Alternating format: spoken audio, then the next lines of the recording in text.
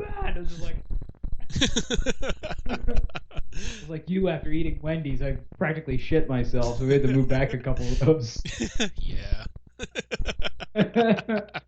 But yeah, I got to admit, I guess you'd call it a guilty pleasure, although I'm not that guilty about it. So I kind of like that movie. Annihilation, though, is just that is a terrible film, my friend. And I've heard that the most recent Mortal Kombat isn't necessarily a good flick either. No, from I what haven't seen it, but I don't really intend to. From what I understand, like, it's not good. It's not completely terrible. They're just like, oh man, they upped the gore on this one, and the story's fucking ludicrous, and like, well, yeah, like, you're going to a Mortal Kombat movie because you want to see the fucking fights. Yeah, I mean the beefs that I've heard with it are that like basically there's not really a tournament per se, and that like Goro is treated like absolute dog shit basically, which that kind of offends me because Goro is supposed to be the reigning champion, and for him to just be like owned by this random dude is like, and the whole like the tattoo with the powers thing, that's kind of like straight out of Annihilation. That's like clown shoes, dude. So I mean, there's parts of it that I'm like, oh, okay, cool, more gore. Like the whole more gore thing, like yeah, that's in line with the game and stuff. But the whole like Goro is basically you beat him with this random schmuck. No, I'm not down with that. Or the tattoo thing, or at least the first movie, even though there weren't like brackets, like King of the Ring style or whatever, at least had the feeling that there was a tournament taking place and that there were rules. Whereas this one apparently they're just like, fight. Yeah, I think the director said, like, he wants to do the sequel, and he's like, that one will have the tournament. And it's like, well... But shouldn't the first one have had the tournament? It's like, yeah, like, you were given this opportunity to direct this movie about a fighting tournament, and you have no tournament. You just have fighting. Like, you got half of the mission right here. Right. Like, don't get me wrong, we want to see, like, Scorpion versus Sub-Zero, but apparently that's, like, the last fight in the flick. Like, I don't know, dude. Yeah, it's... It sounds kind of cringy from what I've heard about it. Yeah, at least like with Godzilla versus Kong, like there were 3 fights, and like spoiler alert, I think I told you about this. Like Godzilla wins. Yeah. The thing that pissed me off with like the third fight is like they have this Mecha Godzilla, and like he comes out and he just starts trouncing fucking Godzilla. It's like, what the fuck, like. You have this guy, King of the Monsters, like, he's already booked as King of the fucking Monsters. He fights another monster, and you're trying to tease it, like, oh no, Kong can go toe-to-toe with him, like, he could beat him. It's like, then you completely throw that out the fucking window. You got totally Triple H'd. Yeah, and well, if you're the King of Monsters, I'm the King of Kings, Yeah, and it's like, dude, they did the same fucking thing that they did in Godzilla King of the Monsters, like the sequel to the first Godzilla movie that they did. They just did it with Kong. It was fucking insulting, because I was like, we've seen this kind of shit before, like... And like, oh, man. Even there were even parts where I was just like, I can't suspend disbelief for this. Like, they're both fighting on a giant aircraft carrier, and the boat's not fucking sinking. Not only that, the boat turns upside down. It's like a good 5-minute scene where like the ship is underwater, it's filling up with water. It's like, okay, I can buy the humans are like running around for like cover and whatnot, trying to get to air and whatnot. Okay, I can buy that. Kong is chained up to the ship, can't get fucking loose. I don't know how long he can hold his breath, but I doubt it's gonna be that fucking long. Yeah, seriously. And then every bit of computer technology in that ship goes down, except for the one thing that can release Kong. It's like, you gotta be fucking kidding me. Like, you gotta be fucking kidding me. Come on, man.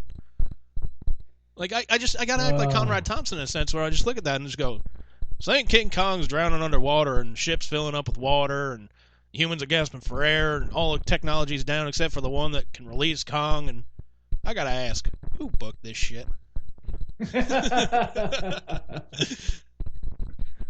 Well, we were just trying to, get over the fact that, Kong is unstoppable, and even, it is willpower there. Well, and, I mean, Kong is a giant ape, and, he can hold his breath underwater. He's not as heavy as Kong, so the ship's not gonna, sink with, Kong on the ship, but, you gotta suspend disbelief. It's a movie about, 2 giant monsters, and, well,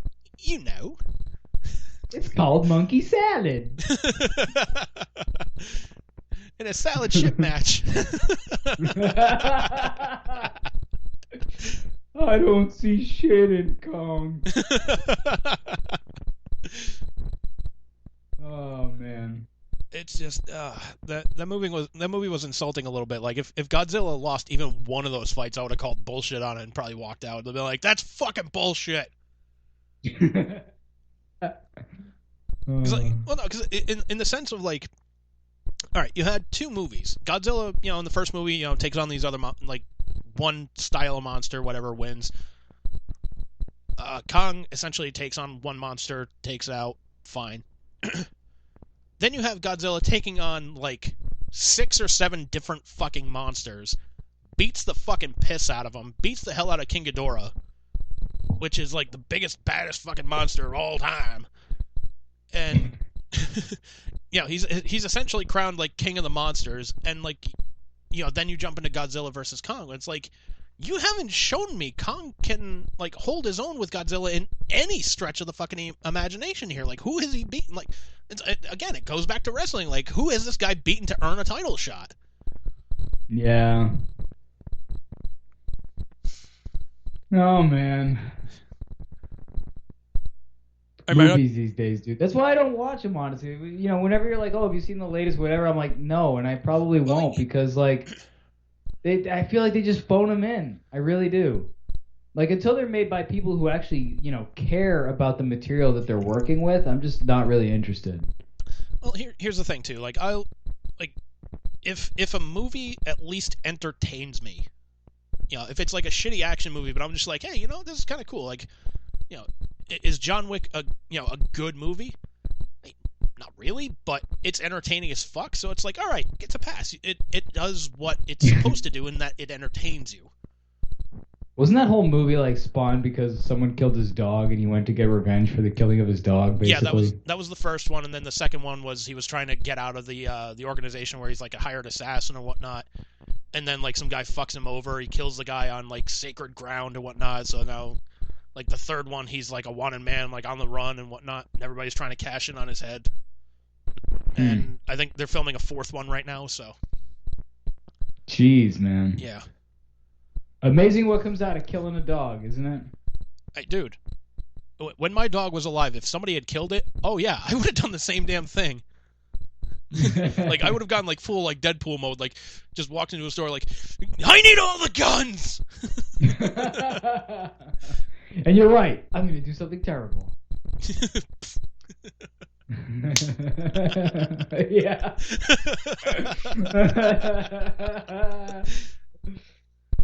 That makes me want to go watch Deadpool.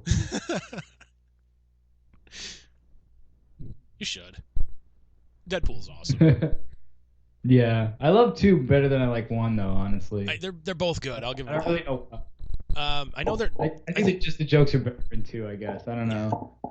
I mean, here's the thing too. Like they're trying to write the script for the third one right now, and like they're trying to like. Really? Yeah, they're trying to get Deadpool like into the Marvel like cinematic universe, and like, okay, how the fuck do we do this?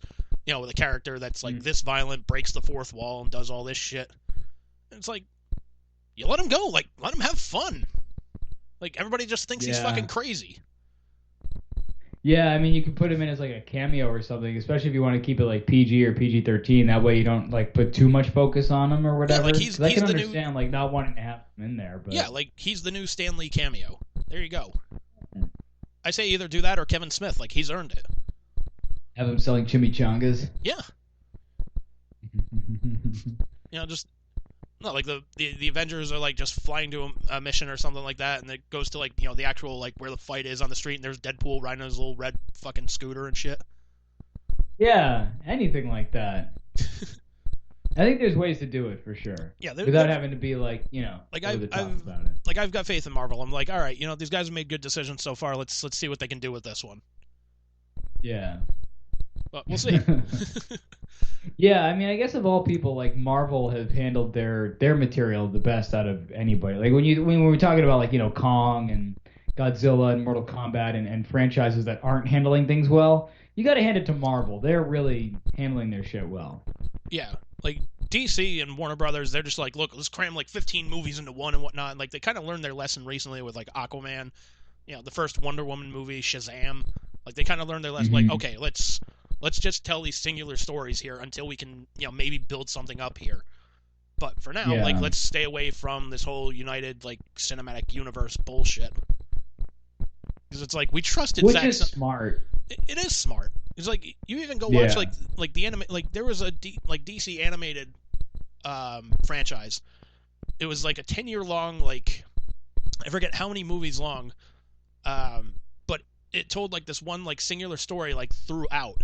And, like, just the conclusion of it was so fucking good, man. It was just, like, man, that was fucking satisfying. Like, that's what you guys should have done.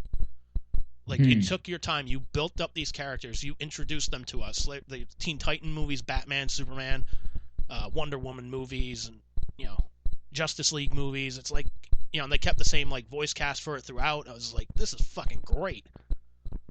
The funny thing is we talk a lot about, like, superheroes and wrestling and stuff, but the fact of the matter is that at the end of the day, they're very, very similar, especially in how, like, if you want to do it right, if you want to have good storytelling in either comic world or wrestling world, it really comes down to what you were just talking about, which is like a slow build up to a big thing that happens that has meaning and not just like John Cena versus Randy Orton B5,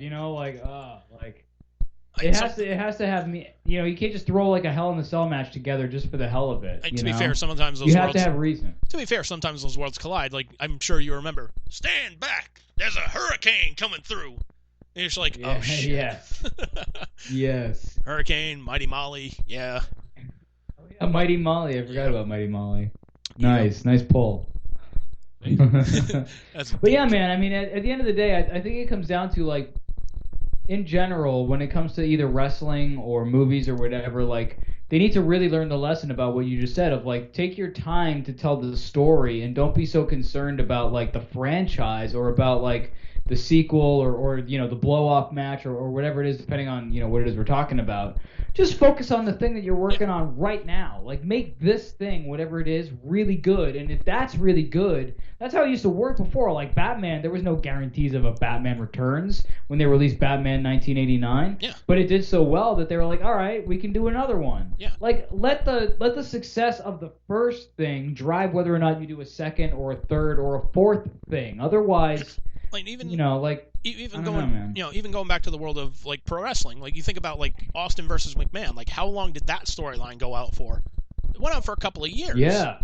But now it's just like all right, we have like 2 or 3 matches, that's it, and we tell a new story. Yeah, people just and I think a lot of it comes down to probably they think that people don't have the patience for it. I think that's nonsense. I don't think that's giving the fans enough credit. I think fans would be totally okay with a drawn out storyline if you did it right. You have to do it right. That's the thing. You have to think about it. Case in point, the Marvel Cinematic Universe. Like, people aren't going to see it because, like, oh my god, it's visually spectacular. It's like it's an engaging storyline that we're hooked onto. Right. We want to see where it goes. We want to see, Thanos versus the Avengers. We want to see Ultron. Yeah. We want to see, Iron Man versus the Mandarin. We want to see it done better, but we want to see that. Like, we wanted to see the Iron Man alcoholic storyline. We kind of saw that in Iron Man 2. Yeah. Yeah, I think that just they don't give fans or people in general enough credit to think that, like, we can handle or we would put up with a longer drawn-out storyline when I think that's really the antidote to a lot of the problems that we see in both of those worlds, where it's like everybody just wants to rush everything. Yeah, and, like, I remember seeing the trailer for Captain America Civil War. And, there's one part, like, the heroes are lining up against each other, like, they're going to fight and whatnot, and you see Iron Man, like, under ruse! And you see this web come down and take Captain America's shield. Dude, the fucking audience popped like it was nothing. Like, it was just the greatest thing they'd ever seen. There's Spider-Man flipping onto a fucking car. It's like, holy shit, we're actually getting this. Yeah. Yeah, you got to tease and build up, and if you do it right, man, exactly, you get stuff like that where the crowd will pop for it because you've done it right, But you have to treat it with some reverence and respect. You have to do it slow, It's like making love, man. You don't just go in there, pounding. But you're gonna be like, well, you don't go in there and just pound it right in the ass. You gotta make out a little bit. You gotta squeeze the boobies a little bit. You gotta make love. You don't just go in there like an animal that's starving. You just, you make love.